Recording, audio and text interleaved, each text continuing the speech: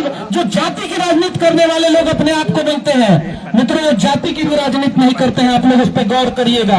वो जाति की राजनीति करने वाले लोग नहीं है जो पटना में बैठ के कहते हैं कि हम इस जाति की राजनीति करते हैं। वो एक परिवार की राजनीति करते हैं। वो अपने जाति के लोग भी उनके जाति के जब आगे आ जाएंगे, जब दीपक यादव जैसा लड़का युवा आगे आ जाएगा तो उसके टांग को खींचने में कोई कसर वो जातिवादी लोग नहीं करेंगे।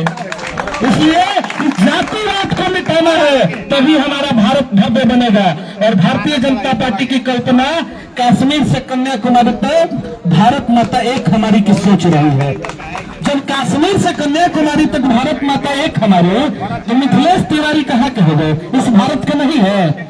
भ्रम फैलाने का कुछ लोग काम कर रहे हैं।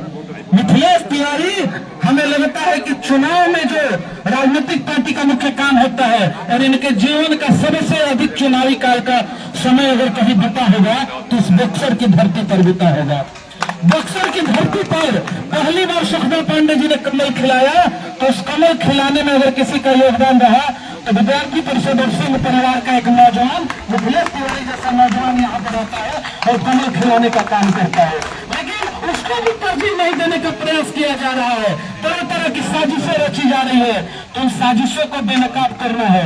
मित्रों, आप बताइए कि जो व्यक्ति आज आए और कहे कि हमसे बड़ा कोई ईमानदार नहीं है, और एक व्यक्ति जो वर्षों से संघर्ष करता है, किसी को अस्पताल पहुंचाने की बात होती है, किसी को एम्स में दिखाने की बात होती है, किसी के लिए खून का कतरा भी डोनेट करने की बात होती है, तो वह व्यक्ति आगे रहता है और लोगों की रूह नहीं कांपती है। ऐसे लोगों की बात करते हैं जो कहते हैं कि ये व्यक्ति अच्छा है और ये व्यक्ति बुरा है।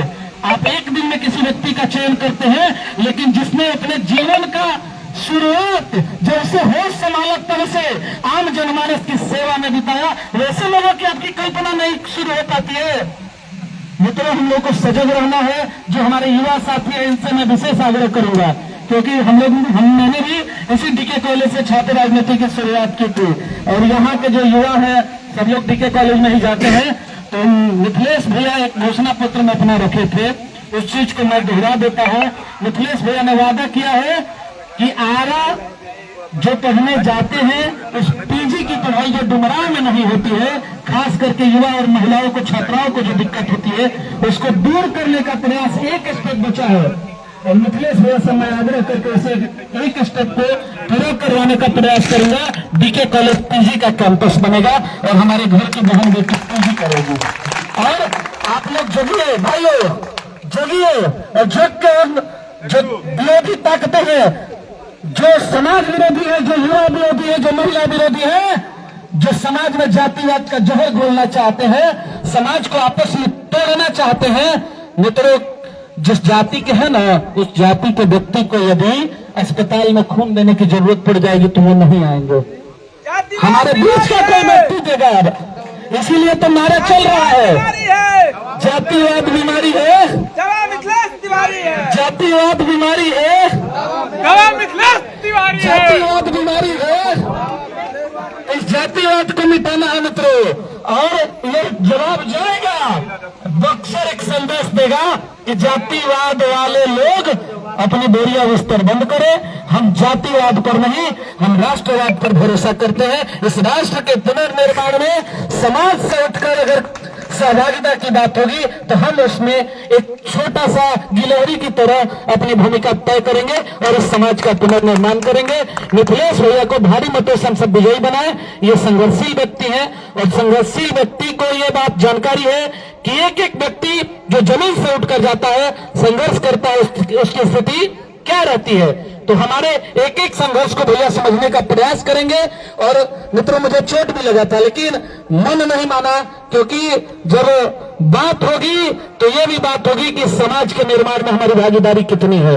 तो हम सब जहां से भी हैं, हम भारतीय जनता पार्टी के कार्यकर्ता हैं, ये कोई गारंटी नहीं है। हम कार्यकर्ता नहीं भी हैं, लेकिन इस समाज के निर्माण में हमारी भागीदारी रहेगी। इन सभी युवाओं को तय करना है।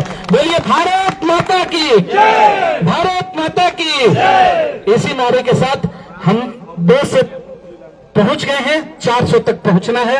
यही नारा हम सबों को 400 के पार पहुंचाएगा, जो कि भारत को भव्य भारत बनाने की परिकल्पना को नई रूप देगा। धन्यवाद साथियों।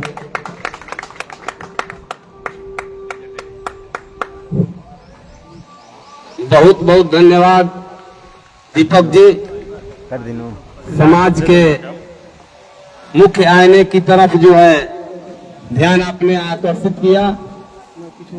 और मैं भाजपा नेता श्री राम जी से धन्यवाद सर।